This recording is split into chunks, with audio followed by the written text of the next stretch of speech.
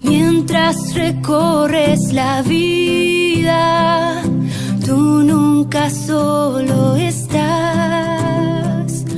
Contigo por el camino, Santa María va. Muy buenos días, amigos. Amigos de Entre Nos. Caminando hacia Dios. Ajá, y amigos de la verdad. Amigos de la verdad y en la verdad, además. Que no lo habíamos dicho otra vez. Sí, es verdad, no lo habíamos dicho. Bueno, nada, tenemos un programa interesante con un invitado que está lejos. Lejos pero cerca. Lejos, muy cerca, exactamente. Y bueno, vamos a comenzar, como siempre hacemos. ¿Y quién es el santo? El del santo del día. Vamos a hablar hoy sobre Santa Nina de Georgia. Nina de Georgia, según la historia, lo que habla de ella, era incluso sobrina de San Jorge. Porque su papá era hermano de San Jorge. De San Jorge. Sí. San Nina nace en el año 280 en la villa de Colastres, en Capadocia. Y siendo hija única, su padre Segurón, que era el hermano de San Jorge de Capadocia, y su madre Susana, hermana de un patriarca de Jerusalén, que era Juvenal.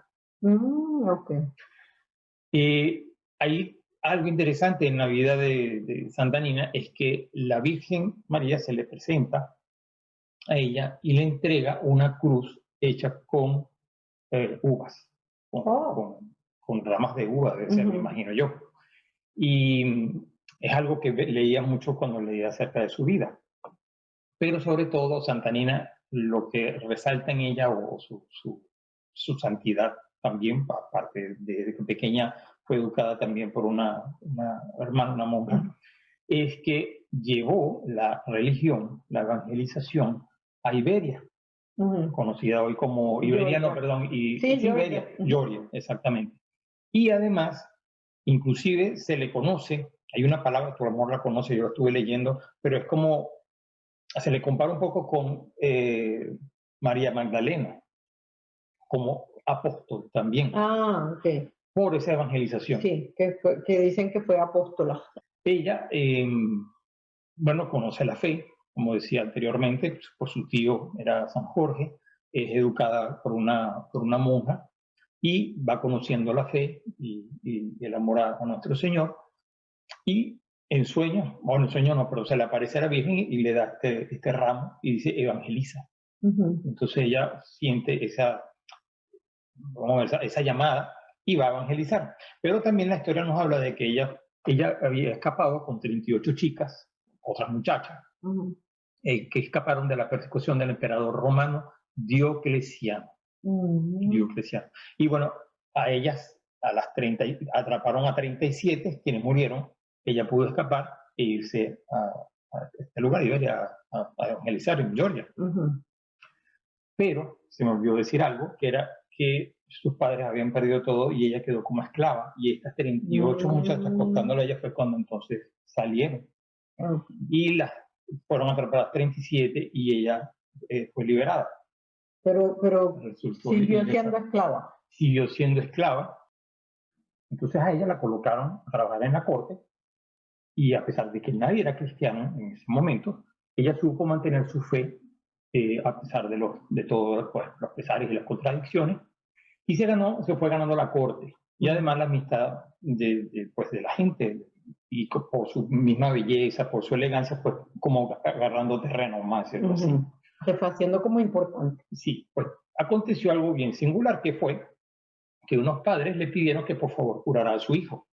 Y Nina, poniendo su mano sobre él, rogó, y ese hijo fue curado. Gracias a esto, la reina mandó que estuviera siempre a su lado.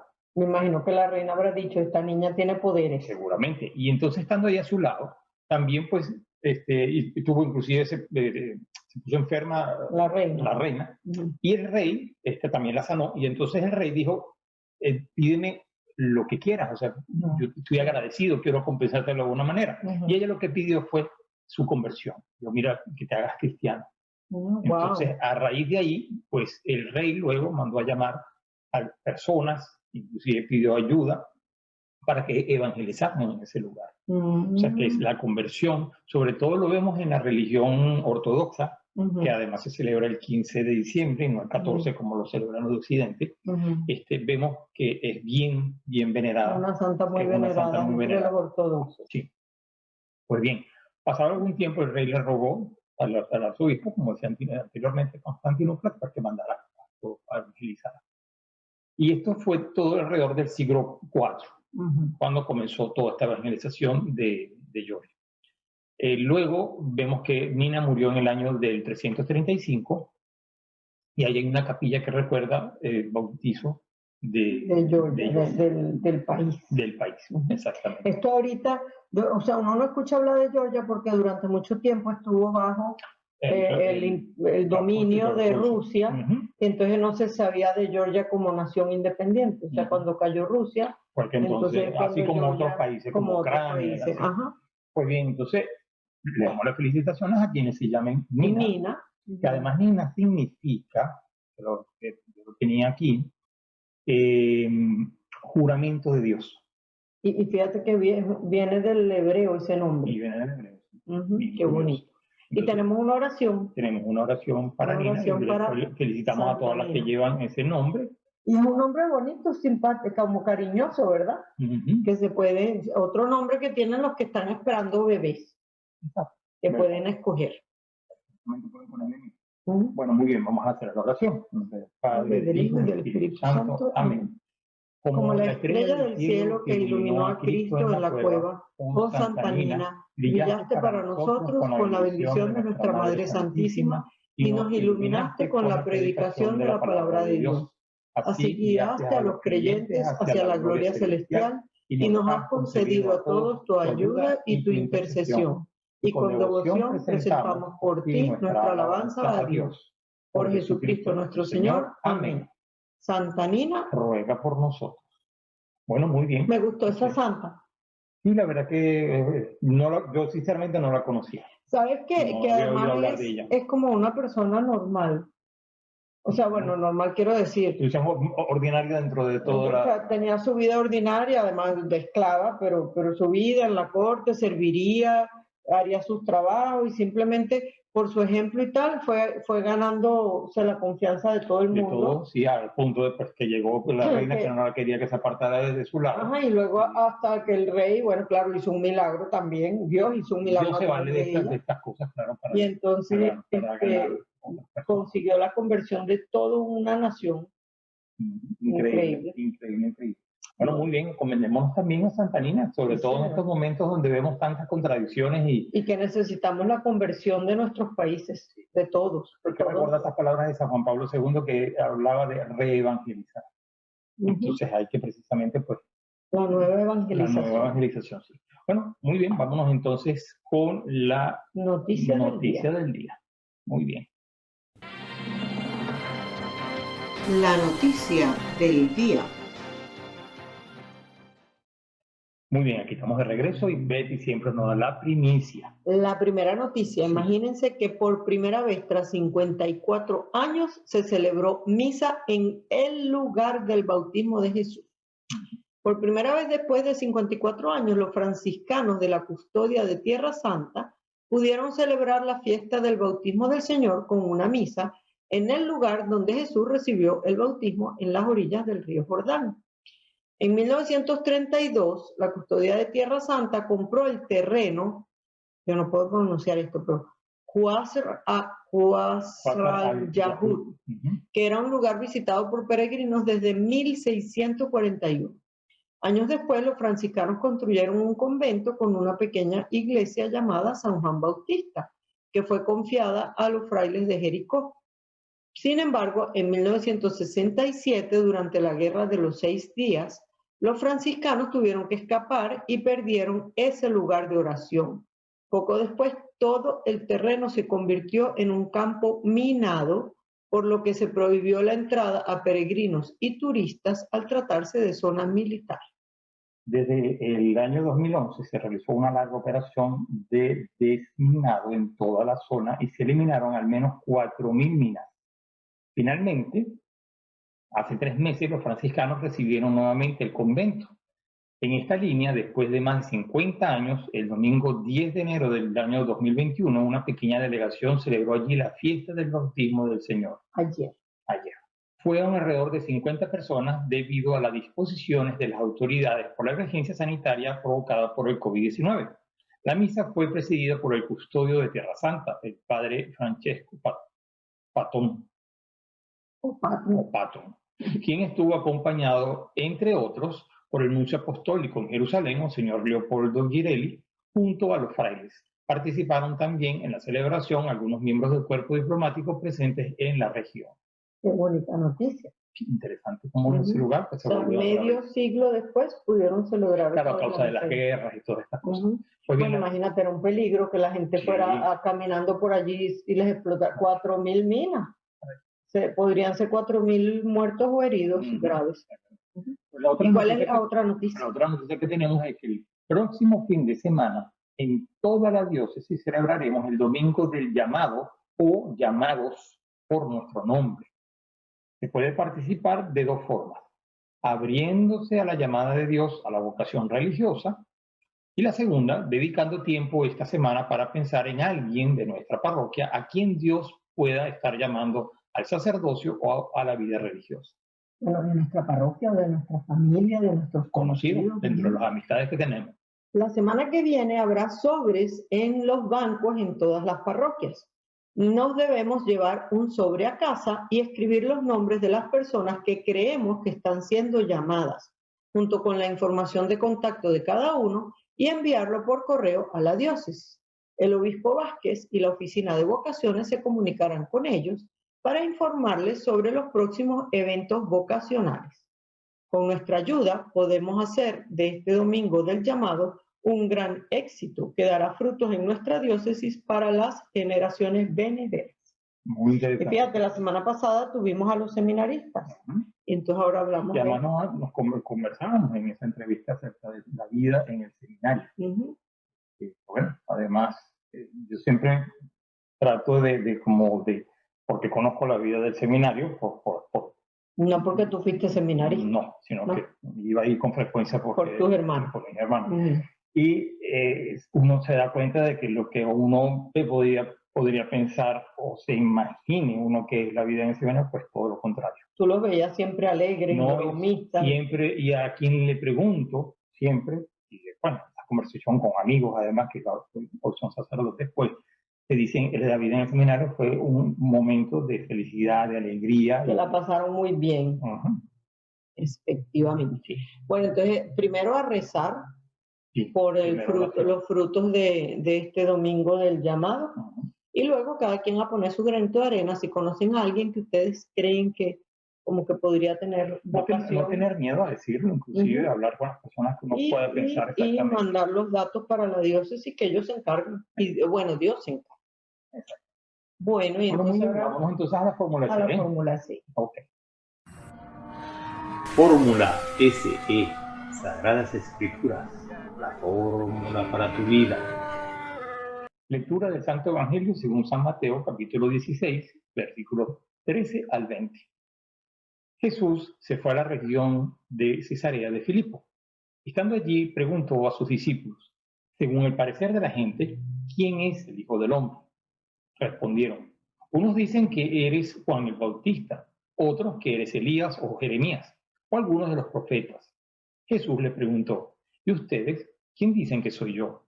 Pedro contestó: tú eres el Mesías, el Hijo de Dios vivo. Jesús le replicó: feliz eres, Simón, hijo de Jonás, porque esto no te lo ha revelado la carne ni la sangre, sino mi Padre que está en los cielos. Y ahora yo te digo: tú eres Pedro, o sea, piedra, y sobre esta piedra edificaré mi iglesia. Los poderes de la muerte jamás la podrán vencer. Yo te daré las llaves del reino de los cielos. Lo que ates en la tierra quedará atado en el cielo, y lo que desates en la tierra quedará desatado en el cielo. Entonces Jesús les ordenó a sus discípulos que no lo dijeran a nadie que él era el Mesías. Palabra del Señor. Gloria a ti, Señor Jesús. Muy bien, Betty. ¿Qué comentario? ¿Qué podemos comentar sobre este evangelio? Primero saber que una forma sencilla de decir que San Pedro fue el primer papa. Es el primer papa. Y además que este evangelio es uno de los, o sea, todo el evangelio es importante, todo, cualquier, hasta la letrica más pequeña es importantísima. Pero este es uno de los pasajes pilares fundamentales de nuestra fe, porque es el primado de Pedro, o sea, donde Jesús le entrega a Pedro lo que se llama la potestad de las llaves, o sea, ese atar y desatar. O sea, lo hace cabeza visible de la iglesia aquí en la tierra. Es una diferencia fundamental que tenemos con los protestantes. Ellos no, o sea, ellos esas palabras de Jesús las desecharon, las borraron o no las leen, no sé, no las quieren leer, yo creo. Porque ellos no, o sea, Jesús fue el que lo dijo, no lo inventamos nosotros los católicos. Sí, es una iglesia constituida por Jesús. Es la iglesia de Cristo, de Jesús. Y él fue el que le dio a Pedro ese poder. En esta lectura vemos dos partes. En la primera, Jesús hace una pregunta general y obtiene una respuesta bastante como impersonal. O sea, él les pregunta a los apóstoles, ¿qué dice la gente que soy de mí, del Hijo del Hombre? O sea, ¿qué es lo que la gente comenta? Y ellos responden cosas variadas, exacto, que Elías, que un profeta, que tal. Pero en la segunda parte ya les hace la pregunta directa, íntima, o sea, ¿y ustedes quién dicen que soy yo? Y el único que vemos allí que responde es Pedro, es el que da la respuesta. Y él es como que se convierte como en el portavoz de los discípulos, o sea, el que habla en nombre de los otros, le dice, el vocero, tú eres el Cristo, el Hijo de Dios vivo. Esa respuesta no es nueva, porque anteriormente los discípulos lo habían dicho en Mateo 14:33, lo comentamos. En el Evangelio de Juan también se ve que Marta le dice a Jesús, tú eres el Hijo de Dios vivo. No sé si dice vivo, pero que tú eres el Hijo de Dios, cuando el episodio cuando Lázaro murió. O sea, ¿qué significa eso? Que en Jesús ya se realizaban las profecías del Antiguo Testamento y ya esa idea como que corría por allí. Pero en ese momento los apóstoles todos callan y Pedro es el que habla. Y cuando Jesús escucha esa respuesta de Pedro, le aclara a San Pedro el pescador el origen de esa afirmación, o sea que eso no vino de él, sino que es una revelación que viene de Dios. Espíritu Santo. Le dice, bienaventurado eres, Simón. ¿Sí? O sea, Jesús le dice a Pedro, bienaventurado porque recibió una revelación del Padre. Y también vemos que, bueno, que esta respuesta de Jesús tampoco es nueva. Anteriormente Jesús había alabado al Padre porque le había revelado el Hijo a los pequeños y no a los sabios. Había hecho la misma proclamación de dicha a los discípulos porque estaban viendo y oyendo cosas nuevas que antes de ellos nadie conocía, ni había oído ni visto. O sea que no, tampoco es que fuera algo nuevo, pero es un momento como muy solemne y muy directo donde Pedro responde y Jesús le da a Pedro esa potestad, la de ser piedra y tener las llaves del reino de los cielos.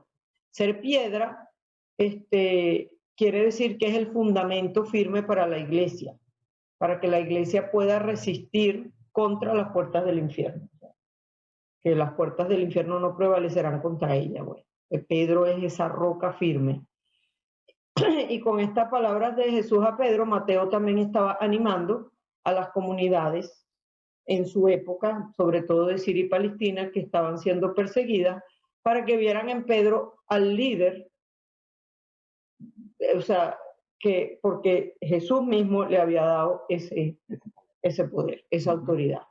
Y las llaves del reino es ese poder de ligar y desligar, de atar y desatar, que Pedro también se lo transmite a sus sucesores y bueno, y a los otros discípulos, que lo tenemos hoy en día, pues, en primer lugar en el Papa, en los obispos y en los sacerdotes. Ese poder de atar y desatar quiere decir de perdonar los pecados. O sea, lo que estaba atado, desatarlo, y lo que está suelto, volverlo a atar con Dios. Pero, o sea, esa respuesta de Pedro le gana la bendición del maestro. Pero a pesar de eso, es obvio que ni Pedro ni ninguno de los apóstoles todavía comprendían el verdadero significado de la misión mesiánica de Jesús. O sea, ellos todavía, la semana que viene lo vamos a leer, todavía no, pero vemos que inmediatamente después de esto, Pedro dice un disparate que Jesús le dice, o sea, primero le dice bienaventurado, porque Dios mismo te ha revelado esto. Y más adelante le va a decir, apártate de mí, Satanás, o sea, que en la misma persona. Porque ellos, o sea, tenían momentos en que tenían, bueno, esas inspiraciones divinas y como que parecía que entendían, pero después no entendían nada. O sea, todavía, claro, todavía no era el momento de entender. Claro, y además después dice que no se lo revelen a nadie. Ajá. Claro, yo imagino que hasta el momento en que el Espíritu Santo está sobre cada uno de ellos. Cuando viene el Espíritu Santo, reciben el don, entre todos los dones del Espíritu Santo, el don de sabiduría, el de ciencia, el de entendimiento, y entonces, claro, todo se aclara, todo se hace ya evidente. Nosotros lo tenemos fácil, porque nosotros ya nacimos, o sea, nos bautizaron desde chiquitos, tenemos los dones del Espíritu Santo, y ya estamos recibiendo los sacramentos. Y conocemos ya toda la historia, ya nos llegó hecha. Pero los apóstoles no. Y entonces al final, bueno, tenemos que esta lectura nos presenta como tres ideas importantes como a modo de resumen. La profesión de Pedro, la profesión de fe de Pedro no proviene por sus propios méritos ni porque él guau, sino por una revelación de Dios. La segunda es que cuando Jesús le pregunta a sus amigos, a los apóstoles, sobre él, o sea, quienes dicen ustedes que soy yo, refleja ese deseo que Jesús quiere tener intimidad con cada uno de ellos y, por supuesto, con cada uno de nosotros. O sea, Jesús nos pregunta, a ti y a mí, ¿quién soy yo para ti? Y cada uno de nosotros tenemos que, en nuestros momentos de oración, escuchar la pregunta de Jesús y responder. O sea, ¿quién eres tú para mí? ¿Cómo actúo yo en relación a Jesús? Si es el centro de mi vida o no lo es. Si es Elías o Juan o uno de los profetas, o eres el Hijo de Dios vivo. Y luego con me falta la tercera, eran tres. Con la metáfora de atar y desatar, Jesús le da a Pedro la tarea de sancionar y amonestar a los hermanos sobre las creencias y las conductas conformes a la iglesia. O sea que tenemos que reconocer en el Papa, que es el sucesor de Pedro, ese poder de atar y desatar, de decidir, de decir lo que hay que hacer y lo que no, lo que es correcto y lo que no. Sobre todo en materia de fe y moral. Exactamente. Y el Papa, porque el sucesor de Pedro. No quiere decir que el Papa ya por el hecho de ser Papa es perfecto, todo lo sabe, no. Se puede equivocar, sí, pero en algunas cosas no se puede equivocar, porque tiene la asistencia directa del Espíritu Santo. Y eso es en materia de fe y de moral. Exactamente. Así que bueno, yo también estoy un poco ansioso porque en la entrevista nos van a hablar un poco sobre eso. Sí, pero desde otro ángulo. Es otro ángulo. Sí. Bueno, vámonos entonces con la música para el alma. Y ya regresamos con un invitado que ha conocido a varios papas y ha hablado con ellos. Bueno, muy bien, ya regresamos. Música para el alma. Dios te salve María, Sagrada María, Señora de nuestro camino. Llena eres de gracia, llamada entre todas para ser la Madre de Dios. El Señor es contigo y tú eres la sierva dispuesta a cumplir su misión. Y bendita tú eres, dichosa te llaman a ti, la escogida de Dios. Y bendito es el fruto que crece en tu vientre, el Mesías del pueblo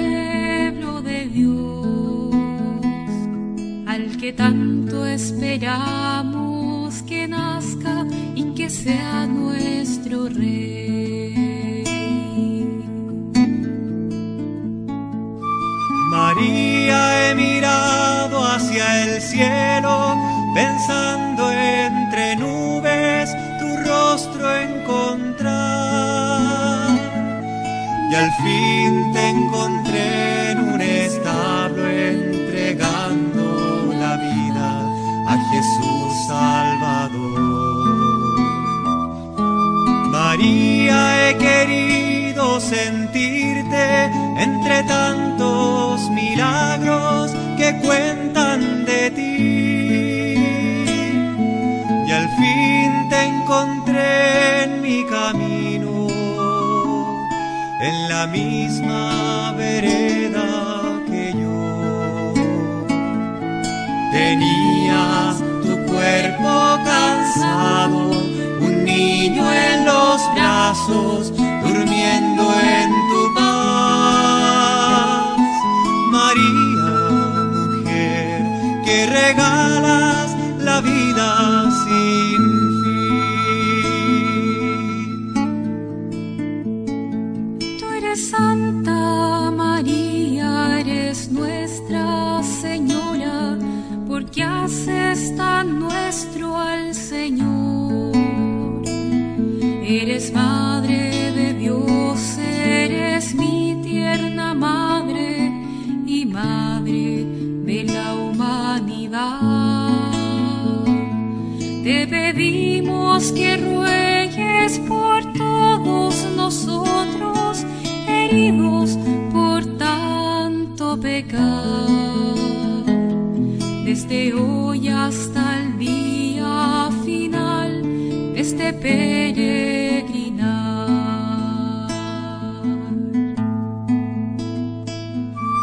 María, he buscado tu imagen serena, vestida entre mantos de luz, y al fin te encontré dolorosa, llorando de pena a los pies de una cruz. María, he querido sentirte entre tantos milagros que cuentan de ti. Y al fin te encontré en mi camino, en la misma vereda que yo. Tenías tu cuerpo cansado, un niño en los brazos, durmiendo en tu paz. María, mujer, que regalas la vida sin fin. Dios te salve María, Sagrada María, Señora de nuestro camino. Muy bien, amigos, aquí estamos de regreso por nuestro invitado especial entre Caminando hacia Dios. A muy chistosito. Bueno, pero como esa broma era... Claro, año nuevo. Año nuevo. Nuestro invitado especial, Luis Franceschi, desde Kenia, ¿cómo es? Nairobi, Kenia. La otra vez que estuvimos con él estaba en Londres. Ahora está en Nairobi, ahí en su lugar de segundo nacimiento. Exactamente. Con nosotros. Y bueno, hoy en el Evangelio hablábamos sobre el llamado de nuestro Señor Pedro y pensábamos en el Papa Francisco, y en los papas... En realidad como en la figura del Papa. En la figura del Papa, sí. Entonces, bueno... Como sabemos que tú has estado con varios papas, queríamos que nos contaras tus experiencias así de que no sé, anécdotas, cosas que, lo que tú quieras, lo que quieras contar sobre tus estadías con los papas. Perfecto. Bueno, yo no he vivido con los papas, con ningún papa, pero sí he tenido la suerte, he tenido la suerte de hablar con ellos. Ajá. Con los 3 últimos papas. conocí a Juan Pablo II, hablamos 2 veces, con el Papa Benedicto una vez y con el Papa Francisco una vez también. La conversación fue más o menos larga con el Papa Francisco, fue muy bonita. Y lo que sí es interesante es que uno ve algo común en todos estos papas. Tienen como un denominador común y un numerador diferente.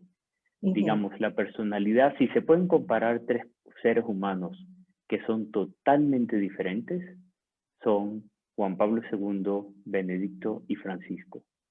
Diametralmente opuestos desde el punto de vista de personalidad, de desarrollo de ideas, de formas de expresarse, gestos, carácter, totalmente diferentes. Y sin embargo, uno se da cuenta de que tienen un denominador común. Y no es simplemente que todos se visten de blanco, sino que va mucho más allá de eso. Con todos estos papas, la verdad es que yo me he sentido que uno está no con un papa, sino con un papá, con acento en la última A. Porque eso es lo que son. Es el papá de todos los cristianos. Y es el punto humano de unión que tenemos la humanidad con Dios. Y bueno, fue la misión que Dios le dio que Jesucristo le dio a Pedro, el primer papa, y les ha dado a todos los papas desde entonces, con todas sus diferentes numeradores y con todas sus increíbles fallas, porque bueno, ha habido papas que han sido humanamente desastrosos, pero eran papas. O sea que el ser papa no te hace perfecto, no te hace santo, pero ciertamente es una responsabilidad increíble y al que mucho se le da, mucho se le pedirá. Por eso es que siempre los 3 papas que yo he conocido me han dicho, reza por mí. Y uno dice, bueno, pero Santo Padre, usted es el que tiene que rezar por mí, usted está tan cerca de Dios que lo oye, pero no, están muy conscientes de la importancia de que se rece por ellos. Conocí a Juan Pablo II, bueno, la primera vez que lo vi fue en el 85, si me recuerdo bien, cuando viajó a Venezuela. Y ahí fue uno de los voluntarios. Lo pude ver más o menos de cerca, pero no lo saludé entonces. Y lo saludé y hablamos 2 veces, muchos años más tarde, en el 95 o 96, no, 95, cuando viajó a Kenia. Cuando vino a Kenia, allí fue muy bonito porque me habían invitado a la nunciatura. El nuncio, es interesante esto, el secretario de la nunciatura en Kenia, aquí en Kenia, era Monseñor Peña, Edgar Peña. Y Monseñor Peña fue su primera misión, estuvo aquí en Kenia, el secretario de la nunciatura. Sí, el secretario de la nunciatura es el segundo de la nunciatura, que es la embajada del Vaticano en los diferentes estados. Monseñor Peña, de hecho, se fue de aquí de Kenia a Yugoslavia, donde todavía estaba en guerra, fue una cosa dura. De allí fue creo que a Washington, y de allí fue a otros países, y después de varios años fue nombrado nuncio del Santo Padre, embajador de la Santa Sede en Pakistán, que es un país muy difícil.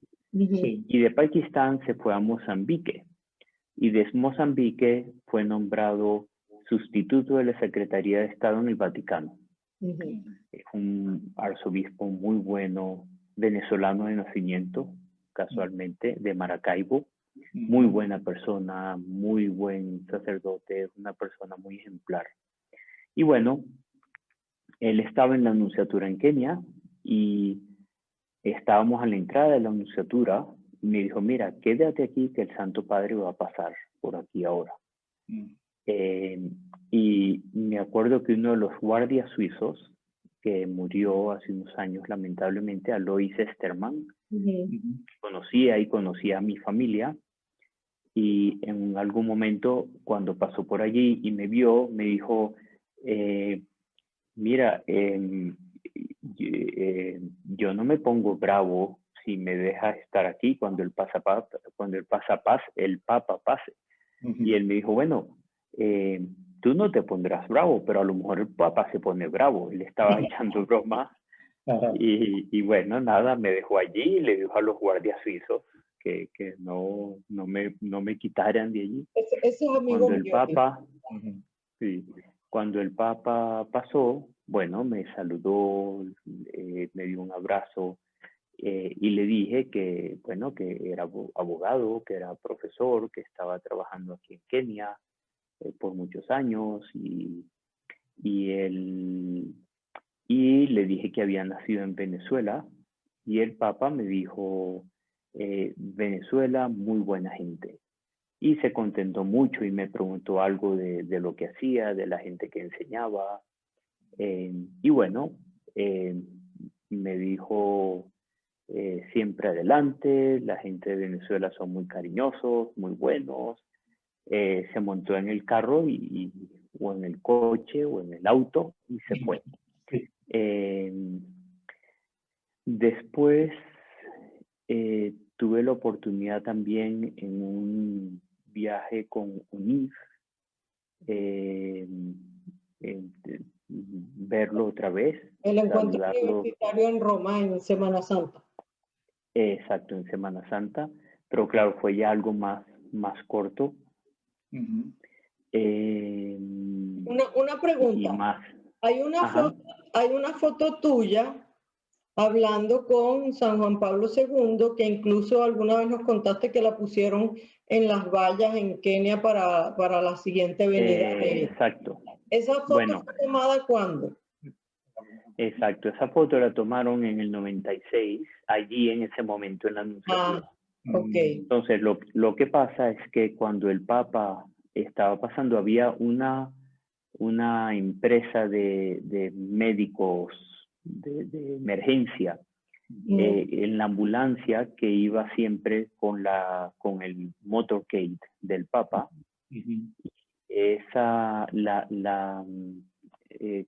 ¿Cómo se llama? La enfermera de esa ambulancia en ese momento saludó al Papa también. Entonces aparece después de que hablamos con el Papa y antes de que entrara en su auto, la enfermera lo saludó y entre el Papa y la enfermera estaba yo. Entonces esa foto la tomó EER, se llama, que son estos de emergencias médicas y todo aquello, y la convirtieron en su banda publicitaria. En su banda publicitaria. Entonces apareció en varios carteles por toda Kenia, que bueno, hasta el Papa es uno de nuestros clientes. Y en el medio estaba Luis allí. Está bien. Entonces, el encuentro con el Papa Benedicto fue interesante porque ocurrió antes de que fuera Papa. En uno de esos viajes en UNIF estábamos allí en la Plaza San Pedro, un grupo de estudiantes, y de repente vimos a un señor solo caminando con un abrigo negro, un paraguas, estaba lloviznando, hacía frío, iba caminando por medio de la Plaza San Pedro solo, y alguien de nuestro grupo se dio cuenta, ese es el cardenal Ratzinger. Y entonces, bueno, fuimos todos, rodeamos al cardenal Ratzinger y hablamos con él por unos minutos. Se sorprendió mucho de que lo hubiéramos reconocido. Claro, entonces el cardenal Ratzinger no era tan conocido como ahora. Y bueno, nos preguntó quiénes éramos, de dónde veníamos y qué hacíamos. Se interesó, digamos, por nosotros, pero uno se daba cuenta inmediatamente de que era una persona muy tímida, tímida en el sentido de introvertida, mejor, no tímida, sino introvertida. una persona introvertida que, digamos, no se le daba fácil eso de conocer a alguien en medio de una plaza y empezar a hablar. Exacto. De hecho, en algún momento cuando ya nos habíamos hecho la introducción y nos preguntó y nos dijo que bueno, que rezáramos y todo aquello, y ya siguió caminando y desapareció por una de esas puertas, iba a su oficina probablemente. Claro. Entonces, claro, pero un ejemplo impresionante que uno a veces piensa, bueno, un cardenal en Roma, el cardenal Ratzinger era un ministro del Estado del Vaticano. Sobre todo era el jefe de la Congregación de la Fe. O sea, que era uno de los cargos más importantes. Más importantes. Y bueno, uno no los ve viajando con escoltas, guardaespaldas y policías y todo aquello, pero muy sencillamente caminando de su casa a la universidad, a la facultad, a su oficina, bueno, caminando y es impresionante, eso a uno le enseña mucho. Y con el Papa Francisco fue muy interesante, porque tuve 2 ocasiones de saludarlo. En una lo logré y en la otra no lo logré. Pero no lo logré por razones buenas, por razones muy simpáticas. Eso debe haber sido en el 2014 o 2015, en un viaje a Roma. Yo fui con un grupo de gente importante. Iba el Chief Justice de Kenia, que es como el presidente de la Corte Suprema del Poder Judicial. Es el tercero en el país, después del presidente, el Speaker del Parlamento y el presidente del Poder Judicial. Iban senadores y gente importante, éramos 7. Y bueno, yo estaba en la lista como el líder de la delegación, eran todos kenianos, digamos todos kenianos de origen africano.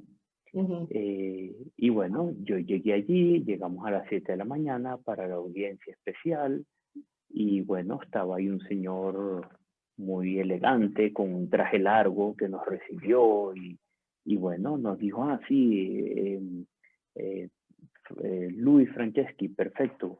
Entonces, vamos a ver, ¿cuál es la delegación? Y él, sin preguntarme y sin interesarse mucho por mí, dijo, sí, aquí están. Entonces, 1, 2, 3, vengan adelante, usted se queda aquí. Claro, él pensó que yo era el guía turístico de ellos, porque bueno, ellos eran todos africanos y yo era blanco. O sea que después nos reíamos mucho porque fue como un caso de racismo invertido.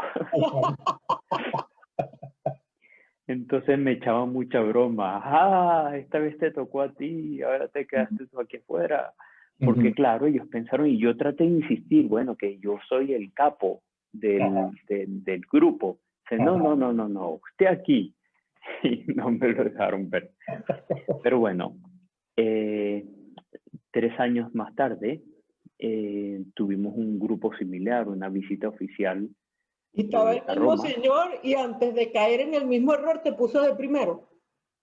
No sé si era el mismo, pero bueno, en esa ocasión sí, gracias a Dios, sí no se confundieron y bueno, nos pasaron a todos y cuando llegó el Papa Francisco, bueno, pudimos saludarlos, cada uno habló con él sobre la familia o sobre el país o pidió oraciones. Y fue interesante que a mí yo le dije, bueno, que vivía en Kenia y que era el que rezara por Venezuela, que era también venezolano.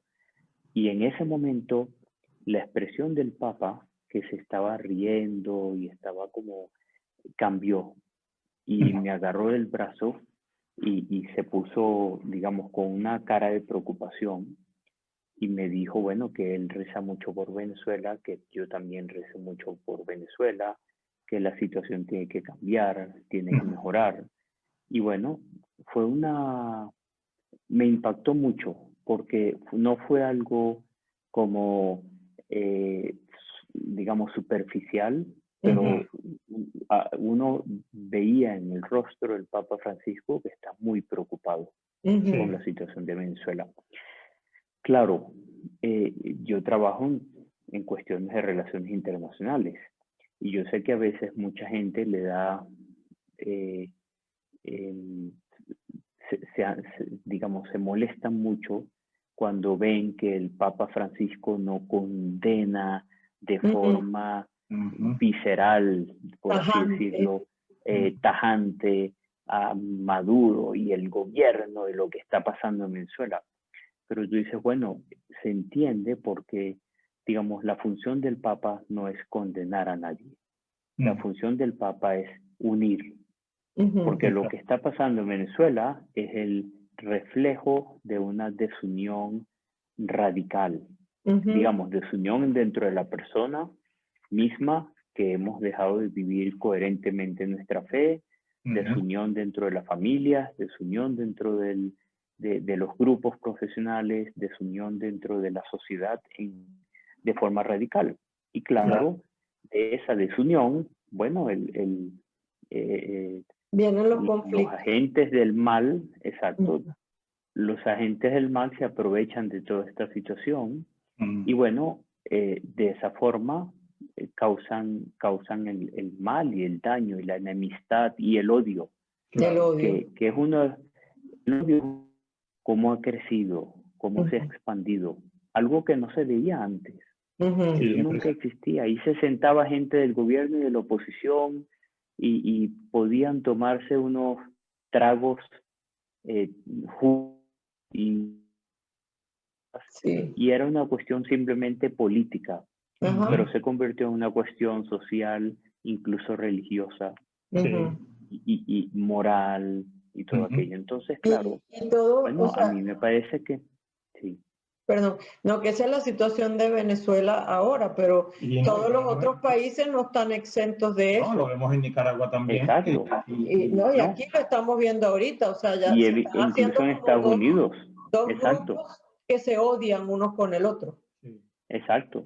Claro. Y mucha gente, mira, y mucha gente tiene esa reacción de Twitter, por ejemplo, que es la reacción de que hay que condenar y decir y destruir y describir que son unos desgraciados y todo aquello. Pero eso mejora la situación, eso hace que cambie la situación. Bueno, a lo mejor contenta digamos, el odio que tengo adentro sale afuera y explota. Y entonces me siento realizado, pero no es la realidad. Bueno, y en ese sentido yo creo que tampoco me hace mejor. Claro. Y en ese sentido, yo creo que los tres papas, estos tres grandes hombres, han sido, bueno, esenciales en enseñarle al mundo, bueno, la importancia del amor y la importancia de una vida coherente. Por ejemplo, si vemos a Juan Pablo II y uno dice, bueno, ¿cómo predicó Juan Pablo II sobre el amor entre seres humanos? ¿Y cómo predicó el Papa Benedicto sobre el amor a Dios? ¿Y cómo está predicando el Papa Francisco sobre el amor a la naturaleza y a la creación? Y al final todo va hacia lo mismo, que es el amor a Dios y a todos, y a todo lo que nos rodea. Hay gente que dice, exacto, hay gente que me dice a mí no me importa la naturaleza y eso de que el Papa esté hablando del cambio climático es absurdo. Y dice, pero bueno, no es absurdo. Precisamente la contaminación que está viendo el mundo es un reflejo de los pecados. Digamos, los pecados no se reflejan, como se reflejan en la persona, también se reflejan en la creación. Claro. Y claro, cuando uno ve todos esos ríos totalmente contaminados, llenos de basura, bueno, es un reflejo de la situación moral de la persona. Ujú. Porque no nos importa destruir, dañar el futuro de las generaciones y todo aquello. Claro, digamos, todo esto tiene muchos matices que hay que tener en cuenta, pero bueno, me parece que es muy bonito y es parte de ese común denominador que uno ve en los papas, siempre predicando sobre el amor, entendimiento, responsabilidad, haciendo las cosas mejor, imitar a Jesucristo, básicamente. Y eso es lo que Jesucristo le pidió a Pedro y la responsabilidad que le dejó, y es lo que, bueno, él transmitió a sus sucesores.